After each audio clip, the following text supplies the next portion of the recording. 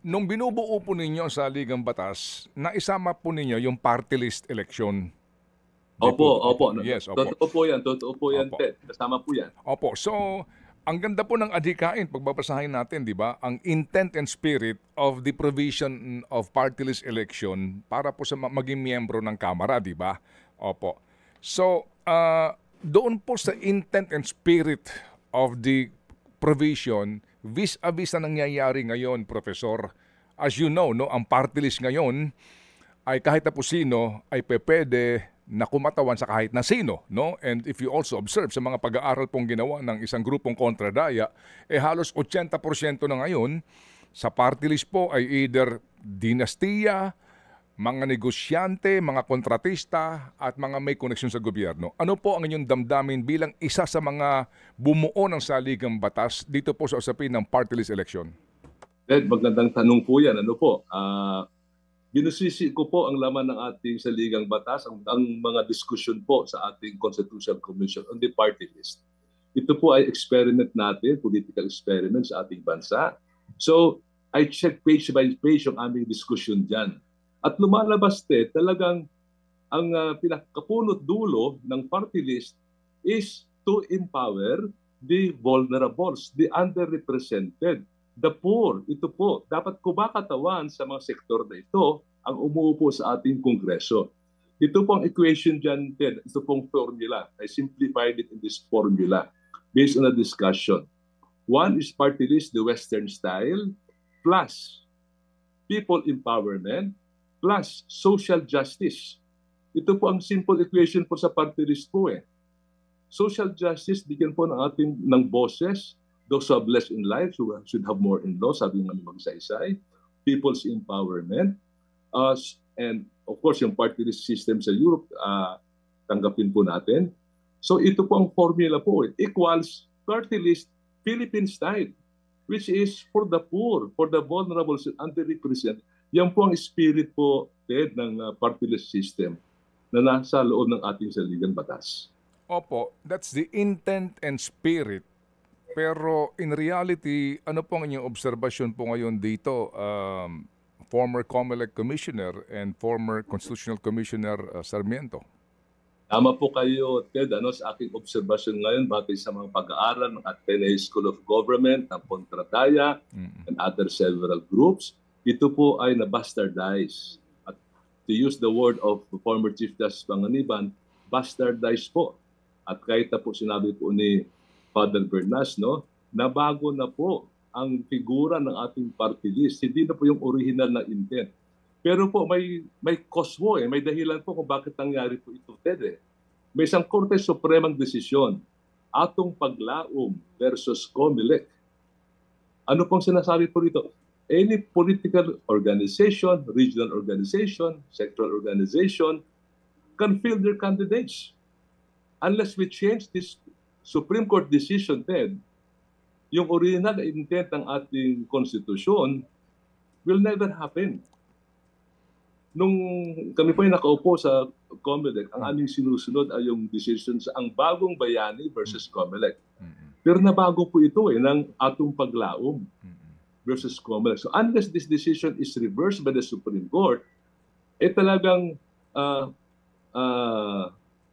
kumbaga ang ating Kongreso, the House of Representatives, hindi lang po House kahit na po ang ating local governments, pinasok na rin po ng sabihin natin po political dynasties po na-hijack na po nila ang party list system.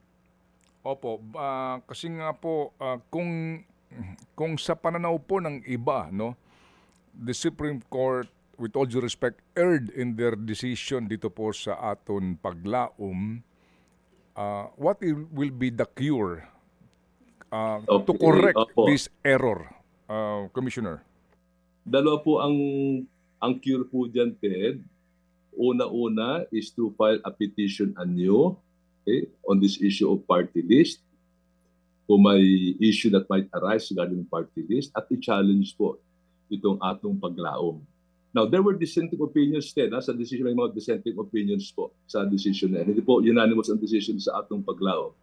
The other one, Ted, the other approach, Ted, is for Congress to pass a law to pass a law which is the basic task legislation, baguhin po yung dating existing party list system law na panlang pinasa RA 7941 to reflect po yung spirit and intent of the framers of the country.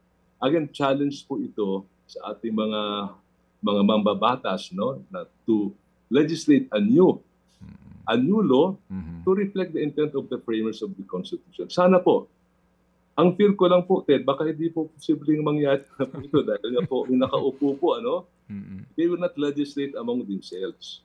At they will not ask for an axe para putulin siya. So yan po ang agam-agam ko lang po, Ted. But we can always try. We punch hole in the darkness, sabi nga eh.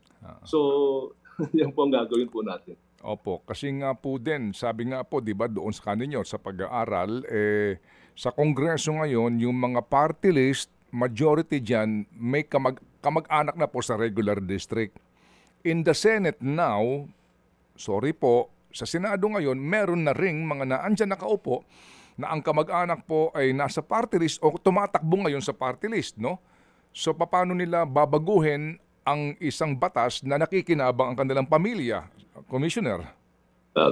Alam mo, Ted, ngayon may nakabinbin sa Korte Suprema ang petition for mandamus. Ito po ay pinay ng isang klase po sa UP, Class 76, for the Supreme Court to order Congress to pass a law to prohibit political dynasties, meaning to regulate political dynasties. So ito po ay na-file 1 year ago. To address this issue, the Supreme Court should act right away on this petition for mandamus.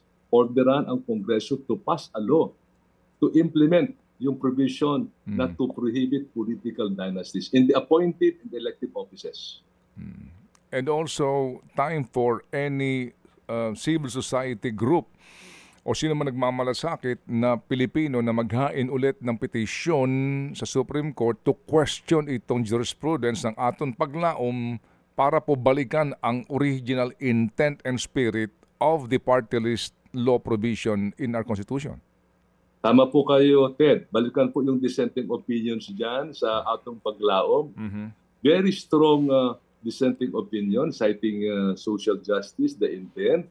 At may pag-asa po na malaking porsyento po na mabago po ito, knowing that based on studies, na-hijack na po ang party list.